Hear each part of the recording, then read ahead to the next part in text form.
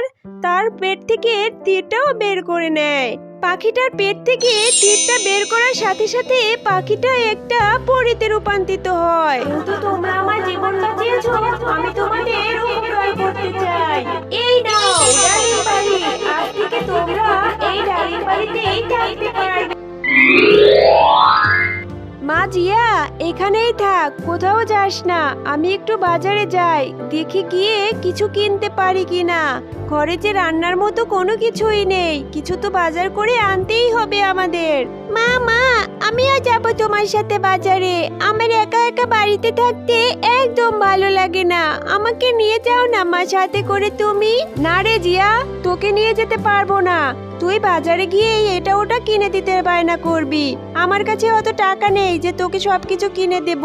তুই ঘরেই থাক, আমি তোকে বাজার থেকে এসে রান্না করে দিব, তুই খেয়ে দিয়ে খেলতে যাস। না মা, আমি এখন একা একা বাড়িতে থাকতে পারবো না, আমার একদম ভালো লাগে না একা একা থাকতে। তুমি আমাকে সঙ্গে করে নিয়ে যাও মা, আমি কোনো কিছু খেতে চাইবো না। আমি কথা দিলাম বাজারে গিয়ে আমি কিচ্ছু খেতে চাইবো না।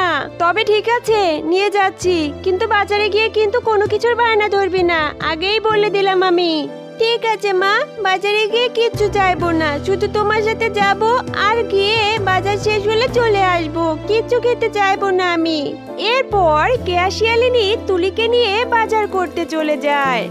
এই লিচু লাগবে, লিচু একদম টাটকা টাটকা, সুন্দর সুন্দর পাকা পাকা লাল লাল লিচু নিয়ে যান সবাই, খেতে খুবই মিষ্টি হবে, খুব মিষ্টি আর রসালো আমার লিচু, নিয়ে যান নিয়ে যান। কেয়া শিয়ালিনী যখন বাজার করতে ব্যস্ত, তখন তুলি দাঁড়িয়ে দাঁড়িয়ে কেয়া শিয়ালিনীর লিচুর দিকে তাকিয়েছিল আর তার মাকে লিচুগুলো দেখে বলে, মা মা, ওই যে দেখো বাঘিনী কাকিমা কি সুন্দর পাকা পাকা লাল লাল লিচু বিক্রি করছে, আমাকে একটু লিচু কিনে দাও না মা। ওই লিচুগুলো খেতে নাকি খুব মজা হবে, অনেক মিষ্টিও হবে।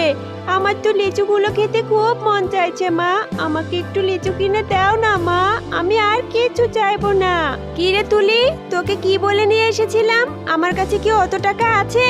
তুই তো আসার সময় বললি কিচ্ছু খেতে চাইবি না, এখন কেন আবার লিচুর বায়না ধরছিস? আমার কাছে লিচু কেনার মতো টাকা নেই, বাজার করতে গিয়েই তো আমার টাকা শর্ট পড়ে গেল। দাও না মা, অল্প করে একটু লিচু কিনে দাও, বেশি কিনে দিতে হবে না, আমার যে লিচুগুলো দেখে খুব খেতে ইচ্ছে করছে। দাও না মা, দাও না কিনে। তোকে নিয়ে আর পারি না ও তুলি, দাঁড়া দেখছি কি করা যায়। বাঘিনী ভাবি, দেখি বাকিতে কিছু লিচু দেয় কিনা। বাঘিনী ভাবি, আমার মেয়েটা খুব লিচু খেতে চাইছে, একটু লিচু কি আমায় দেয়া যাবে? আরে দিব না কেন, আমি তো লিচুগুলো বাজারে বিক্রির জন্য এসেছি, তোরাই তো নিবি, তোরা না নিলে কে নেবে? কেন দিব না তোকে, টাকা দে, লিচু দিয়ে দিচ্ছি। না বাঘিনী ভাবি, বলছিলাম যে আসলে আমার কাছে টাকা নেই, যা টাকা ছিল তা দিয়ে তো বাজার করে ফেলেছি। আপনি যদি কিছু লিচু আমায় একটু বাকিতে দিতেন, তাহলে আমি মেয়েটাকে দিতে পারতাম, আর আমি আপনার টাকা দিয়ে দেব বাঘিনী ভাবি, আপনি কোনো চিন্তা করবেন না, 2-1 দিনের মধ্যেই আমি আপনার টাকাটা দিয়ে দিতাম। তাহলে কি বাকিতে লিচুগুলো দিবেন বাঘিনী ভাবি?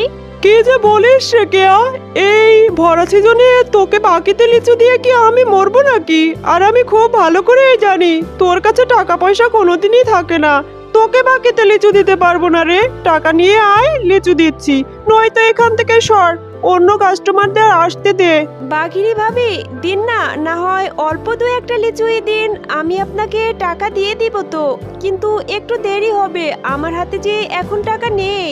কে রে কেয়া, ভালোভাবে বলছি, তোর কথা কি কানে যাচ্ছে না নাকি? এখন 2-4টা দিয়ে এখান থেকে বিদায় করব, তাড়াতাড়ি মেয়েকে নিয়ে এখান থেকে সর, আর অন্য কাস্টমারদের আসার জায়গা করে দে, আমার লিচুগুলো বিক্রি করে বাড়িতে যেতে হবে, সর সর সর এখান থেকে। এসব কথা শুনে কেয়া শিয়ালিনী একটু মন খারাপ করে সেখান থেকে তুলিকে নিয়ে বাড়িতে চলে আসে। বাঘিনী ভাবে, শুনলাম আপনাদের লিচু বাগানে নাকি এবার খুব ভালো ফলন এসেছে। আসলে আমার ছেলে টুকি একটু লিচু খেতে চেয়েছে, তাই আমি আপনাদের বাগানের উদ্দেশ্যেই চলে আসলাম, যে ভালো লিচু কিনতে পারবো সেই জন্য। হ্যাঁ হ্যাঁ ঠিকই করেছিস। আমাদের বাগানের লিচুর মতো লিচু এই বনের কারো কাছেই পাবি না। একদম সুস্বাদু টাটকা টাটকা লাল লাল পাকা পাকা রসালো লিচু, একদম খেলেই তোর মন ভরে যাবে রে। হ্যাঁ হ্যাঁ ভাবি, সেই জন্যই তো আপনার বাগানের উদ্দেশ্যে চলে এলাম। আর একটা কথা, ওই কি আশিয়ালিনী নাকি আপনার কাছে পাখিতে লিচু কিনতে গিয়েছিল? শুনেন ভাবি, যদি ভালো চান নিজের, তাহলে ওর কাছে কিচ্ছু দিয়েন না। আর বাকিতে দিলেও আপনি কিন্তু টাকা পাবেন না। 3 মাস হয়ে গেল আমার বাড়ি ভাড়াটাই দিতে পারছে না। আজ দেই কাল দেই করে ঘোরাচ্ছে। আর আপনি যদি লিচু বিক্রি করেন, আপনার টাকা নিয়েও কিন্তু এভাবে ঘোরাবে। হ্যাঁ হ্যাঁ হ্যাঁ, জানি আমি সেই সব কথা, সেই জন্যই তো দিইনি, মুখের উপর না করে দিয়েছি। আর তোমাকেও বলছি, তুমি বাড়ি থেকে বের করে দিচ্ছ না কেন? নতুন ভাড়াটিয়া দেখে বাড়ি ভাড়া দিয়ে দাও, টাকা আসবে। ওকে বাড়ি ভাড়া দিয়ে কোনো লাভ হবে না, তুমি কোনো কালেই ওর থেকে টাকা তুলতে পারবে না। হ্যাঁ ভাগিনী ভাবি, কথাটা আপনি মন্দ বলেননি। আজই গিয়ে আমি ওকে বাড়ি থেকে বের করে দিব। না না, বের করে দিতে চাইলেও ও বের হয় না। তবে একটা বুদ্ধি করা যায়। এরপর বানরনি বাঘিনীকে তার বুদ্ধির সমস্ত কথা খুলে বলে। এরপর বানরনি গিয়ে কেয়াশিয়ালিনীকে বলে, এই যে কে আসিয়ালিনি, অনেক দিন হয়ে গেল বাড়ি ভাড়া দিচ্ছিস না। আমি কালকেই নতুন ভাড়াটিয়া দেখে বাড়ি ভাড়া দিয়ে দিব। তুই এখন আমার বাড়ি থেকে বের হ দেখি। বানরনি ভাবি, এভাবে কেন বলছেন? আমি আসলে একটু বিপদে পড়েই আপনার বাড়ি ভাড়াটা দিতে পারছি না, কিন্তু সময় মতো না দিতে পারলেও আমার হাতে টাকা হলেই আমি আপনার বাড়ি ভাড়াটা দিয়ে দিব। প্লিজ আমাদের বাড়ি থেকে বের করে দিবেন না ভাবি। আমি আমার এই ছোট্ট মেয়েটাকে নিয়ে কোথায় যাব? এমনটা করবেন না প্লিজ ভাবি, আমাকে আর কিছুদিন সময় দিন, আমি আপনার টাকাটা যে করেই হোক দিয়ে দেব। শোন কে, অনেক হয়েছে এসব রঙ্গ তামাশা। এখন তাড়াতাড়ি বাড়ি থেকে বের হ। তোকে আর সহ্য করতে পারছি না। আমি নতুন ভাড়াটিয়া দেখে বাড়ি ভাড়া দেব। আজকের মধ্যেই বাড়ি খালি করে দিবি। আর শোন, বাড়ি থেকে কিচ্ছু নিবি না, কারণ যে আমি তোর কাছে 3 মাসের ভাড়া পাই। মার মেয়ে খালি হাতে বাড়ি থেকে বেরিয়ে যাবি কিছুক্ষণের মধ্যেই। আমি যেন আবার এসে তোকে আর তোর মেয়েকে এই বাড়িতে না দেখি।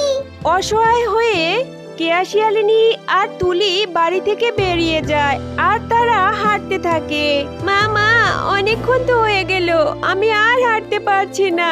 আমার জন্যই বানরনি কাকিমা আর বাঘিনী কাকিমা মিলে তোমাকে আর আমাকে বাড়ি থেকে বের করে দিয়েছে।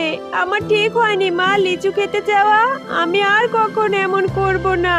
না রে মা, লিচুর জন্য কিছুই হয়নি, আমি যে বানরনি ভাবির ভাড়াগুলো দিতে পারিনি, সেই জন্যই আমাদের বাড়ি থেকে বের করে দিয়েছে।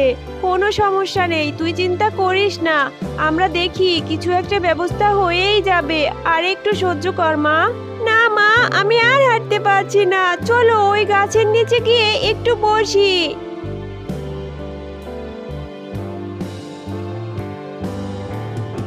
একে মা, ওই যে দেখো দূরে একটা আহত পাখি কিভাবে পড়ে আছে, চলো তো গিয়ে দেখি পাখিটার কি হয়েছে। এসব কথা বলে মা মেয়ে সেই পাখিটার দিকে চলে যায়। গিয়ে দেখে একটা আহত পাখি পড়ে আসে। সেই পাখিটাকে দেখে তুলি আর কেয়াশিয়ালিনী অনেক মায়া হয়। তারা পাখিটাকে একটু পানি খাওয়ায় আর তার পেট থেকে তীরটাও বের করে নেয়। পাখিটার পেট থেকে তীরটা বের করার সাথে সাথে পাখিটা একটা পরীতে রূপান্তরিত হয়। সে পরী হয়ে কেয়াশিয়ালিনী আর তুলিকে বলে, তোমরা আমার অনেক অনেক উপকার করলে। আমি এখানে অনেকক্ষণ আহত হয়ে পড়ে আছি, কেউ আমার সাহায্য করেনি। তোমরা সত্যি অনেক দয়ালু আর সৎ। এ কি পাখি, তুমি পাখি থেকে পরী কিভাবে হয়ে গেলে? আমরা তো একটু আগেই তোমাকে পাখি দেখতে পেলাম, আর এখনই তুমি পরী হয়ে গেলে? হ্যাঁ, আমি এক মায়াবী পরী। আমি যখন ইচ্ছা যে কোনো রূপ নিতে পারি। আমি পাখি রূপ নিয়ে বনের দিকে উড়ে যাচ্ছিলাম, হঠাৎ এক ভণ্ড আর দুষ্ট শিকারী আমাকে দেখে তীর ছুঁড়ে মারে। এরপর থেকে আমি আহত হয়ে এখানে এভাবে পড়ে আছি, কিন্তু কেউ আমার সাহায্য করেনি। তোমরা দুজন সত্যি অনেক ভালো, আমাকে সাহায্য করেছো। আমাকে সাহায্য করার জন্য তোমাদের অনেক অনেক ধন্যবাদ। আমাকে সাহায্য করার জন্য আমি তোমাদের উপকার করতে চাই। বলো তোমরা কি চাও? এরপর কেয়াশিয়ালিনী আর তুলি তাদের সাথে ঘটে যাওয়া সমস্ত ঘটনা খুলে বলে। আরে তোমরা তো তাহলে সত্যি অনেক অসহায়। তোমরা কোনো চিন্তা করো না, যেহেতু তোমরা আমার জীবন বাঁচিয়েছো, আমি তোমাদের উপকার করতে চাই। এই নাও ডালিম বাড়ি, আজ থেকে তোমরা এই ডালিম বাড়িতেই থাকতে পারবে, আর তোমাদের যা যা দরকার তোমরা এই ডালিম বাড়ির ভিতরেই পেয়ে যাবে। তোমাকে অনেক অনেক ধন্যবাদ পরি। তুমি যদি আমাদের সাহায্য না করতে তাহলে সত্যিই আমাদের পথে পথে ঘুরে বেড়াতে হতো। তোমাদেরও অনেক ধন্যবাদ, তোমরাও তো আমাকে সাহায্য করে জীবন বাঁচিয়েছো। মা এখন তো আমরা এই বাড়িতে ভালো মতো থাকতে পারবো। এখন আমাদের ঘরও হলো, আর আমাদের যা যা দরকার সবকিছু নাকি আমরা এই ডালিম ঘরেই পেয়ে যাব। হ্যাঁ রে মা, তুই ঠিকই বলেছিস। এখন আমাদের আর কোনো কষ্ট রইলো না, আমরা এই বাড়িতে এখন থেকে সুখে শান্তিতে থাকতে পারবো। তো বন্ধুরা, আমাদের গল্পটি তোমাদের কাছে কেমন লাগলো? যদি ভালো লেগে থাকে তাহলে আমাদের চ্যানেলটি এখনই সাবস্ক্রাইব করো আর বেল আইকনটি অন করতে ভুলো না।